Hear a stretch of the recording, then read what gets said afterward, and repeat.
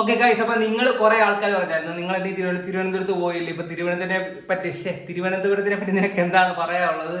അങ്ങനെ ഓരോ ജില്ലയിലും പോയി കവർ തരുമ്പോൾ നിനക്കുണ്ടായ എക്സ്പീരിയൻസ്, അവിടെ ആൾക്കാരിനുള്ള എക്സ്പീരിയൻസ്, പിന്നെ അതുപോലെ അവിടുത്തെ സ്ഥലങ്ങളൊക്കെ എങ്ങനെയുണ്ട്, അവരുമായിട്ട് കൂടുതലായിട്ട് ഇന്ററാക്ട് ചെയ്യുമ്പം നമ്മുടെ ലൈഫിൽ നമുക്കൊരു കാര്യങ്ങൾ തോന്നത്തില്ല.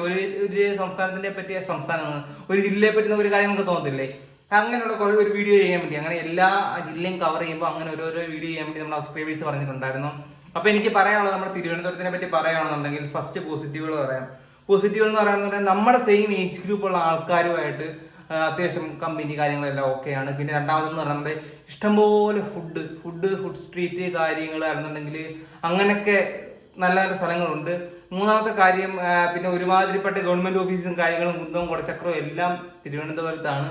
പിന്നെ അതുപോലെ തന്നെ നമ്മുടെ ക്രിക്കറ്റ് സ്റ്റേഡിയം, അതുപോലെ കുറെ നല്ല സ്ഥലങ്ങൾ കാണാൻ വേണ്ടി മനുഷ്യൻ തന്നെ ഉണ്ടാക്കിയിട്ടേക്കുന്ന കുറെ നല്ല സ്ഥലങ്ങളുണ്ട്. അതൊക്കെയാണ് പ്രധാനമായിട്ടും. നെഗറ്റീവ് സൈഡ് പറയുകയാണെന്നുണ്ടെങ്കിൽ എനിക്ക് തോന്നിയാണ് ഇത്, ഞാൻ തിരുവനന്തപുരത്തിനെ പറ്റി കുറ്റം പറയുന്നതൊന്നുമല്ല, അങ്ങനെ ആരും വിചാരിക്കരുത്. എൻ്റെ ലൈഫിൽ എനിക്കുള്ള എക്സ്പീരിയൻസ് ആണ് ഞാൻ പറയുന്നത്. തിരുവനന്തപുരത്ത് പ്രായമായ ആൾക്കാർ വരുന്നുണ്ടെങ്കിൽ നമ്മുടെ അച്ഛന്മാർ അപ്പന്മാർ ആ ഒരു സെറ്റപ്പുള്ള ആൾക്കാരും അങ്ങനെയൊക്കെയുള്ള ആൾക്കാർ വലിയ കമ്പനി എന്നല്ല. എനിക്ക് തോന്നുന്നു അവരുടെ രീതി അങ്ങനെ ആയിരിക്കാം. ഞാനൊരു കുറ്റം പറയല്ല, പക്ഷെ എങ്കിലും അവര് എൻ്റെ ഇപ്പം ഞാനിപ്പോൾ ആലപ്പുഴക്കാരനാണെന്നുണ്ടെങ്കിൽ ഒരു കായംകുളംകാരനാണ്. പക്ഷെ എൻ്റെ ഇവിടെ വെച്ച് നോക്കുകയാണെന്നുണ്ടെങ്കിൽ എവിടെയെങ്കിലും കടയിൽ ഒരാൾ വരുമ്പോൾ ആ മോനെ എന്തോ വേണോ അങ്ങനെ ഇവിടെ വന്നിട്ട് നമ്മുടെ അങ്ങനെയൊക്കെ ഒരു മയ കൊണ്ട് ചോദിക്കുന്നതിന് ഇവിടെ എന്താണ് വേണ്ടത്, ആ ഒരു സെറ്റപ്പാണ് ഞാൻ കയറിയ ഹോട്ടലിൽ നിന്ന് എനിക്ക് കിട്ടിയ ഒരു ഇത്. അതിനെയും ഞാൻ ആദ്യം മുതലും അവസാനം വരെ കയറിയ ഹോട്ടലിൽ നിന്ന് എനിക്ക് അങ്ങനത്തെ അനുഭവം ഉണ്ടായിട്ടുണ്ട്.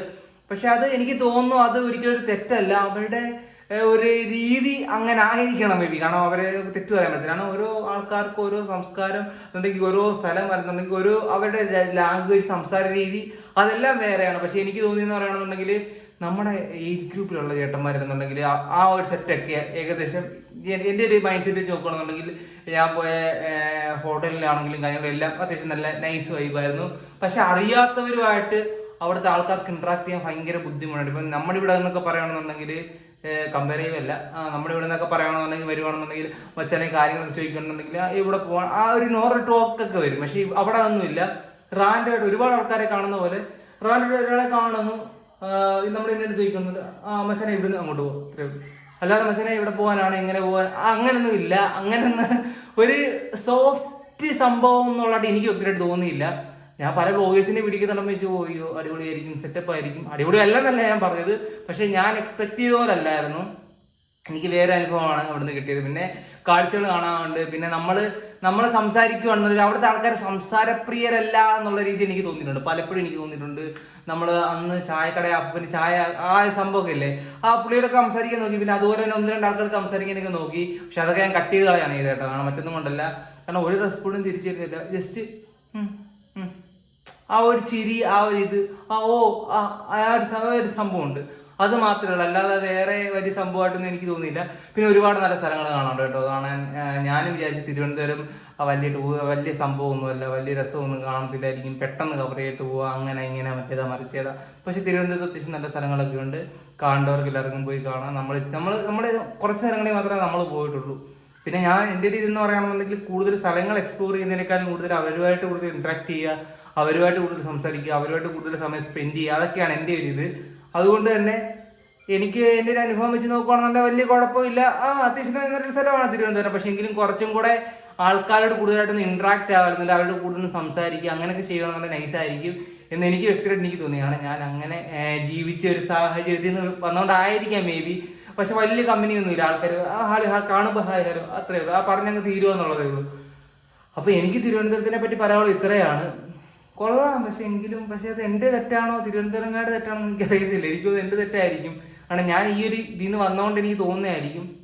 വലിയ കമ്പനി അതുകൊണ്ട് വലിയ അടുപ്പം ആ സെറ്റപ്പൊന്നുമില്ല. ഫ്രണ്ട്സൊക്കെ ഇതേ അടുപ്പവും കാര്യങ്ങളൊക്കെ അവരുടെ ഫ്രണ്ട്സ് കണക്കിട്ട് ഭയങ്കര കട്ട കമ്പനി. പക്ഷെ നമ്മളൊരു അപരിചിതം ചെല്ലുമ്പോഴത്തേക്കും അതെന്നുണ്ടെങ്കിൽ ഒരു സ്ട്രേഞ്ചർ ചെല്ലുമ്പോഴത്തേക്കും അടുപ്പിക്കാത്ത പോലൊരു സംഭവം എനിക്ക് തോന്നിയിട്ടുണ്ട്. പലയിടത്തും വെച്ച് തോന്നി. പക്ഷേ എനിക്കറിയത്തില്ല. പിന്നെന്ന് പറയുകയാണെന്നുണ്ടെങ്കിൽ വേസ്റ്റ് മാനേജ്മെന്റ് തിരുവനന്തപുരത്ത് ചില സ്ഥലത്ത് കിട്ടില്ലെന്ന്, നമ്മൾ ഓളം ബീച്ചിലൊക്കെ പോകണമെന്ന് നമ്മൾ വീഡിയോ തന്നെ കണ്ടുകൊണ്ട് കിട്ടില്ല വേസ്റ്റ് മാനേജ്മെന്റ് ആണ്. പക്ഷേ നട റോഡിന്റെ സൈഡിൽ നല്ല സൂപ്പർ കിട്ടില്ല റോഡിന്റെ സൈഡിൽ എന്റെ പൊന്നച്ചോ, വാടയെടുത്ത് നിൽക്കാൻ പറ്റാത്ത രീതിയിലുള്ള സംഭവങ്ങൾ ഉണ്ടായിട്ടുണ്ട് സത്യമായിട്ട്. വേസ്റ്റ് മാനേജ്മെന്റ് ചെയ്യുമ്പോൾ നല്ല രീതിയിൽ ചെയ്യുക, തലസ്ഥാനം വാൽസ്ഥാനം ഒക്കെ അങ്ങനെയൊക്കെയാണ് പറയുന്നത്. പക്ഷെ എങ്കിലും ചെയ്യുമ്പം ഞാൻ ആ ഹോട്ടലിനെടുക്കുക ആ വേസ്റ്റ് ഒന്ന് ഡംപ് ചെയ്തേക്കുന്നത് നിങ്ങളെ കാണിച്ചില്ലേ, അവിടെ തന്നെ ചെറിയ സ്മെല്ലും കാര്യങ്ങളൊക്കെ ഉണ്ട്. നിങ്ങളെ ദൈവത്തെ അതൊക്കെ ഒന്ന് ക്ലീൻ ചെയ്ത് സെറ്റ് ചെയ്യും. അപ്പം എനിക്ക് തിരുവനന്തപുരത്തിനെ പറ്റി പറയാൻ അത്യാവശ്യം കൊള്ളാം, അത്യാവശ്യം നൈസൊരു സംസ്ഥാനം, വലിയ തലക്കേടില്ല എന്നൊരു സെറ്റപ്പാണ്. ഞാൻ പറഞ്ഞല്ലോ, ഇത് എൻ്റെ മാത്രം കാഴ്ചപ്പാടാണെന്ന് പറഞ്ഞ് തിരുവനന്തപുരത്തുകാർ കൊള്ളത്തിനൊന്നുമല്ല പറഞ്ഞത്. അവർ നല്ല ആൾക്കാരുണ്ട്, കുറച്ച് ആൾക്കാരുടെ എനിക്ക് ഒന്ന് ഇടപെഴുകാൻ പറ്റിയിട്ടുള്ളൂ. അവരിൽ നിന്ന് എനിക്കുള്ള അനുഭവമാണ് ഞാൻ പറഞ്ഞത്. അപ്പം നിങ്ങളുടെ അനുഭവങ്ങൾ എന്തായാലും നിങ്ങൾ ഷെയർ ചെയ്യുക. തിരുവനന്തപുരത്തുകാർ എങ്ങനെയുണ്ട്, നൈസാണോ, പാവങ്ങളാണോ, കിടിലമാണോ എല്ലാം ഒന്ന് കമൻറ്റ് ചെയ്തേരെ. അപ്പം ഇത്രയൊക്കെയുള്ളൂ തിരുവനന്തപുരത്തിനെ കുറിച്ച് എനിക്ക് പറയാനായിട്ട്. നമുക്കിനിയും കൊല്ലം കവർ ചെയ്യണം. നാളെ ഇനിയും കൊല്ലത്ത് പോകണം. പിന്നെ കുറേ ആൾക്കാർ അസുഖത്തിനെ ചോദിച്ച് 5 ദിവസത്തെ ആൻറ്റിബയോട്ടിക് സംഭവമാണ് വന്നേക്കുന്നത്. ഇപ്പം 2 ദിവസം കഴിഞ്ഞു. അപ്പോൾ നമുക്കിനി കൊല്ലത്തും കൂടെ പോയി വ്ലോഗെല്ലാം എടുക്കണം കഴിച്ചു. അപ്പോൾ നിങ്ങൾ പറഞ്ഞുകൊണ്ടാണ് ഞാൻ തിരുവനന്തപുരത്ത് ഇന്നത്തെ വീഡിയോ ചെയ്തത്. നമുക്കിനി ഓരോ ജില്ലയും കവർ ചെയ്യട്ടെ. എൻ്റെ ഒപ്പീനിയൻ ഞാൻ പറയാം. എൻ്റെ പേഴ്സണൽ ഒപ്പീനിയൻ മാത്രമാണ് എന്ന് പറഞ്ഞ് ഇത് 100% പക്കയായിരിക്കണം എന്നില്ല. ഞാൻ ഇടപഴകുന്ന ആളുമായിട്ട് ആയിരിക്കണമെന്നില്ല നിങ്ങൾ ഇടപഴകുന്നത്. അപ്പം അതൊക്കെ ശ്രദ്ധിച്ചേക്കുക. അപ്പോൾ ഓക്കെ ഗൈസ്, അത്രയേ ഉള്ളൂ. മറ്റൊരു വീഡിയോ കാണുന്ന number. Bye bye bye bye bye bye.